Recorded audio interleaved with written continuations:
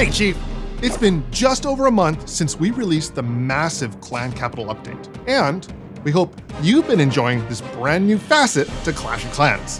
Although Clan Capitals adds a whole new dimension to how you clash, we've got an update coming with some much needed quality of life improvements, game fixes, and balance changes. In this update, we've taken our community's input and we're implementing some changes based on that feedback. We've got quite a few quality of life improvements. Without further ado, let's dive right in.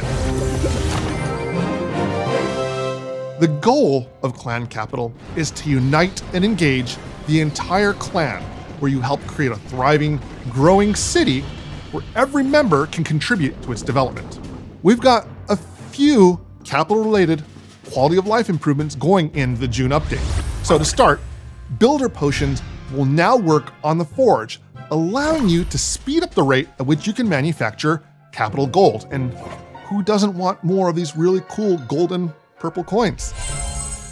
We've also added a profile button that will allow you to view your enemy clan during a capital raid.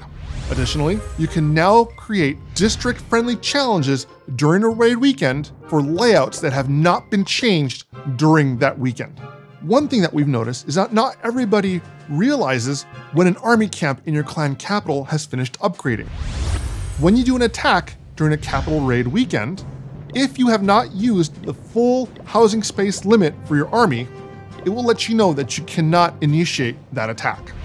When you visit the trader, if an item is out of stock, usually it just shows up as grayed out.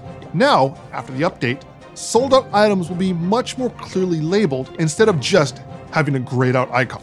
Trying to determine how many capital raid attacks you have left requires you to visit the clan capital. But after the update, the number of attacks you have left will be displayed over the airship. That way, you don't need to actually visit the clan capital to see how many attacks you have left. So let's touch on raid medals. Raid medals in the current system are rewarded equally amongst everybody in the clan. After the update, raid medals will be distributed based on the number of attacks instead of distributing them equally, even if you haven't used all of your attacks. But what about the home village? I'm sure you're asking.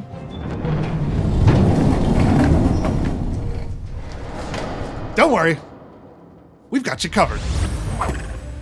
To start, we've got 0 troop training costs. I really hope the editing staff added just adequate amount of reverb to highlight how big this is.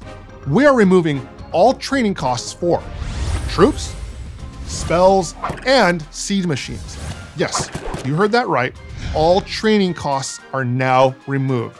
That means you don't need to spend any elixir or dark elixir to train your army. Well, worry no longer. All costs are now removed. We want you to be able to train any army without having to worry about being able to afford it.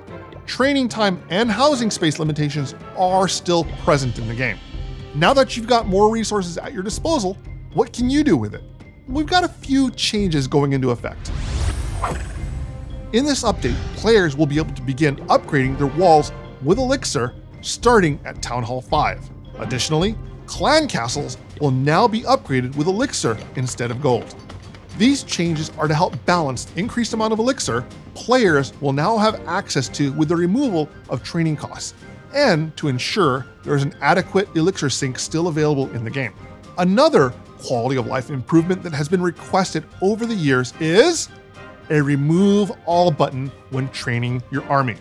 If you have a bunch of troops already in the training queue, having to manually remove each troop one at a time is so time consuming and tedious. If you want to remove the entire training queue in one tap, there's a button for it. It will wipe the queue clean, allowing you to create a new roster from scratch. And speaking of armies, we've got a quality of life change we think will go over very well with everyone. Quick donation of any super troop. That's right. You can now donate any super troop with gems, even if you don't have that super troop activated.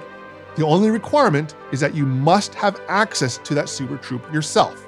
For example, if you don't have access to super dragons, you will not be able to quick donate super dragons for gems. You can only donate the super troops you can activate. And yes, 1 gem troop donations will work with this, and you'll still receive any season pass or clan perks associated with troop donating. Pretty cool, right? Another quality of life change going into this game is purely aesthetic, a scenery randomizer. Just like the skin randomizer, the scenery randomizer will randomly select any scenery you've acquired and will apply that scenery every time your base is loaded.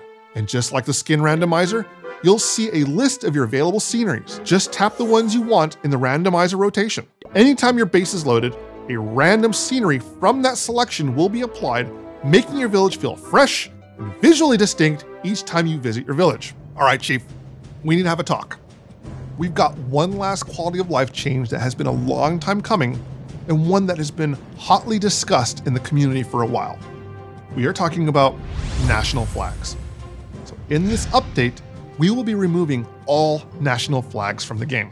When Clash was first launched 10 years ago, we never expected the game to become the wildly successful phenomenon that it is today.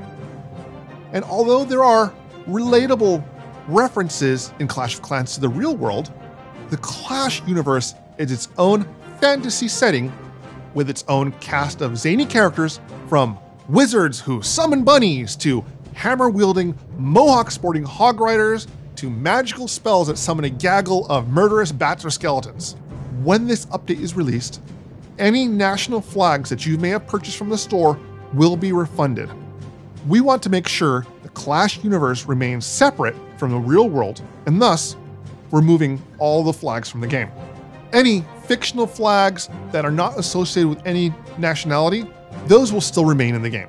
And one last thing we want to touch on is that we've got some balance changes going into this update as well. We've reduced the hit points of walls ranging from Town Hall 9 to Town Hall 13 to make ground attacks much more viable. For a full list of balance changes, please make sure you check out your favorite Clash content creator for the latest news regarding what's changing, how it affects the meta, and what you can expect to happen to your favorite strategy. And don't forget to check out the full patch notes when they're available. You'll be able to find them linked to our official social media channels, and we'll also add them to the description below. Please keep your feedback coming. Leave your comments below. Don't forget to smash that like and subscribe button. Your input has helped make so many changes to Clash of Clans, and that passion and excitement over the last 10 years tells us that there are still many more great years ahead of us for this incredible game. We can't thank you enough for being such an amazing community, and we can't wait to show you what the future holds for Clash of Clans. Until next time, Clash on. We've really appreciated that. So I'll push off camera. Yes. So you. Don't worry, we've got you covered.